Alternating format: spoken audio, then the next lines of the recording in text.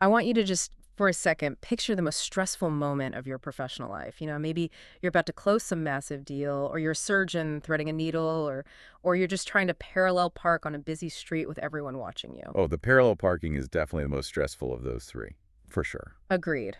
Okay, so now imagine doing that exact same task, but with 20,000 people standing right on top of you, screaming at the absolute top of their lungs, and they're wearing, like, gladiator costumes and throwing beer everywhere. That just sounds like a recurring anxiety dream I have. It does. But for 1 week a year, that is the actual office environment for the best golfers in the world.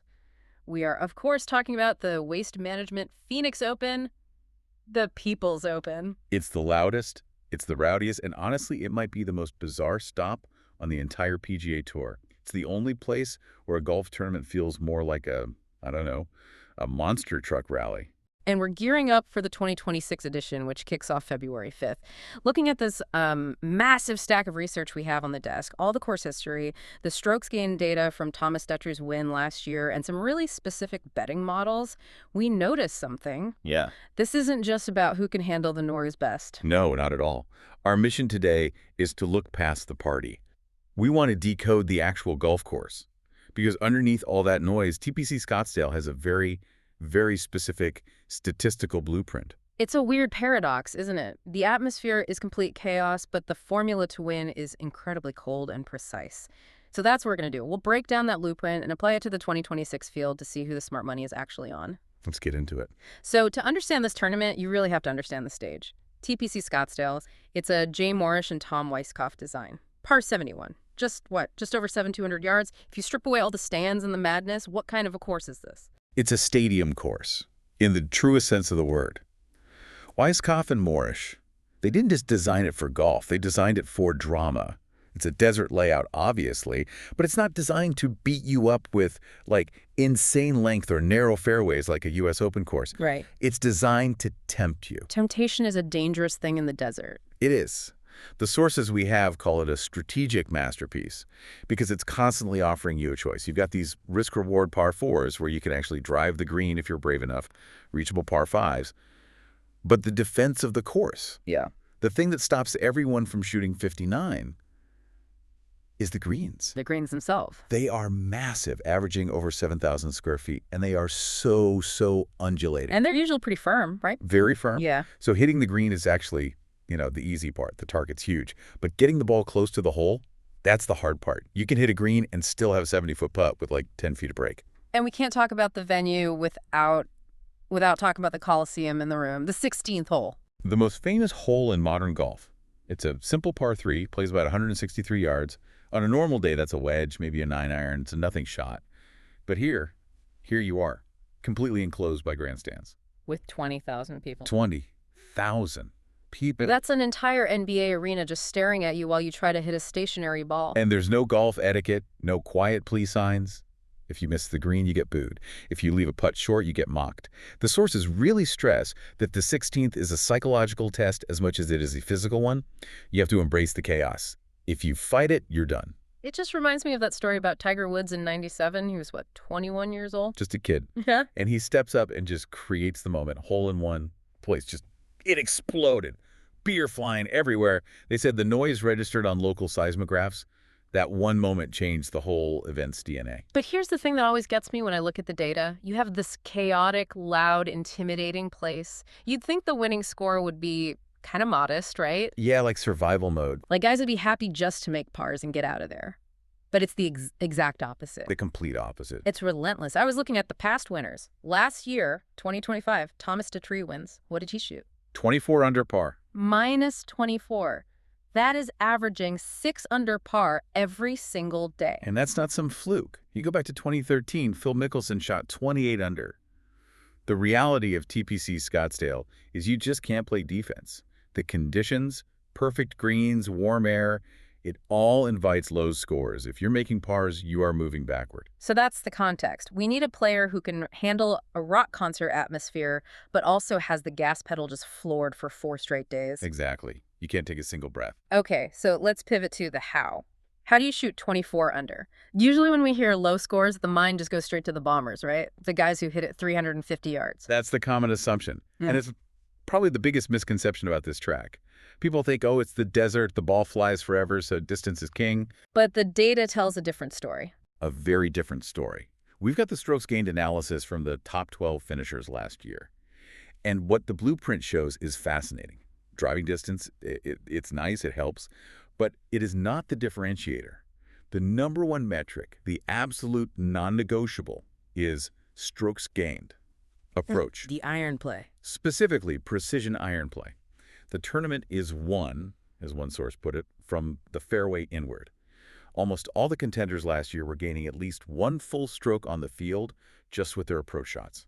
That's a huge margin. So why is that one skill so much more valuable here? It goes back to those greens we mentioned. They're huge and they're firm. Think of it like landing a plane. If you have a massive runway, it's easy to land the plane somewhere on the tarmac. Right. That's hitting the green. But if you need to stop that plane on a specific dime to get a good look at birdie, Yeah. that takes incredible control. So if you're just a good iron player, you might hit the green, but because they're so big, you could be 40, 50 feet away. And you're not making a 45-footer. Not consistently. Exactly. You're two putting for par. And we just said par is bad here. To shoot 24 under, you need constant birdie looks inside 15 feet. And that means controlling your trajectory and spin to stop the ball close on firm surfaces. That's it. Winners here don't just convert chances, they create more of them than anyone else. It's a volume game. Okay, so irons are king. Makes sense. But you still have to put the ball in the hole. Thomas Dittride didn't shoot minus 24 just by hitting it close. He did not. But the distinction the analytics make here is subtle, but it's really crucial. Putting is the separator, not the driver. Unpack that, because we always hear drive for show, putt for dough. Here it's more like approach for dough, putt to keep it. Basically, you don't need to be the best putter in the world to win. You just need to be neutral to positive. The goal is to let your ball striking do the heavy lifting. So you're not relying on draining 30-footers to save you. No, that luck runs out. But if you're constantly sticking your irons to 8 feet, you don't need to be a great putter. You just need to be average. You just have to make the easy ones. So we're looking for a laser-guided iron player who's having a decent week on the greens, not the guy sinking everything from the parking lot. That's the profile. Reliability over miracles. Now, here's the part of the research that really threw me. Almost every time we do one of these deep dives, the Masters, the U.S. Open, we talk about scrambling, getting up and down. The ability to grind out a score, yeah. But our source material here basically says, forget about it. It's wild, isn't it? The data shows that around the green played a surprisingly small role in the outcome. In fact, some of the top guys had negative stats around the green. How is that possible? How do you contend with a bad short game? Well, two reasons. First, the layout. We said minimal rough. If you miss a green, you're not hacking out of knee-deep fescue. The penalty for missing is low. So it doesn't separate the good from the great. Exactly. But the second reason is more important. It goes back to the winning score. If you're relying on your short game, it means you're missing greens. If you're missing greens, you're scrambling for par. And while you're grinding out a par, the guy next to you is tapping in for birdie. Bingo. Recovery golf is not a winning strategy here. The takeaway is birdie makers outperform grinders. We don't want the guy who fights to shoot 71. We want the guy who attacks to shoot 64. That's such a clear distinction. Okay, so to recap the blueprint. Elite iron player, gain strokes on approach, neutral putter, and we honestly don't care about their scrambling stats. That's the math behind the madness. It cuts right through the noise. All right, let's apply this. We have the 2026 field. The sources crunched the numbers and found some specific value plays that fit this iron-first profile. Let's start with a name that pops up every time we talk ball striking, Siwoo Kim. Yes. Currently listed at 16-1. And if you built a player in a lab to fit the criteria we just laid out, he looks a lot like Siwoo Kim right now. Okay, what about his history here? Does he like the chaos? The record says yes. He's got 4 straight top 30 finishes here, including a T12 back in 2024. So he's comfortable. He's not rattled by the noise. He's proven he can play his game in the circus. But current form is usually more important. How's he playing coming into this week? He is scorching hot. Yeah. Started the year T11 at the Sony, then T6 at the Amex, and just last week was the runner-up at the Farmers Insurance Open. At Torrey Pines, which is a beast of a course. It is, and this is where the data gets really exciting. At Torrey, Siwoo Kim finished first in the entire field for strokes gained. Approach. Number 1. The best iron player in the field on a very, very tough track. He was just striping it. Wow. That translates directly to what we need this week. It does. And he was also second for putts per green in regulation. So he's not just hitting greens, he's converting. He's checking every single box. One source called him a rock-solid blend of course comfort and red-hot current form. And at 16 to 1, you're getting a guy who is statistically the best iron player coming in. That feels like real value. It's significant value. He is trending hard towards a win, and this setup is just perfect for him. Okay, moving to the second tip. This is a guy who I feel like he owns a piece of real estate at TPC Scottsdale, Hideki Matsuyama. The horse for the course. You literally cannot talk about the Phoenix Open without talking about Hideki. You went back-to-back here, right? 2016 and 2017. Dominant stuff. And he hasn't slowed down since. He has 6 top 30 finishes since those wins.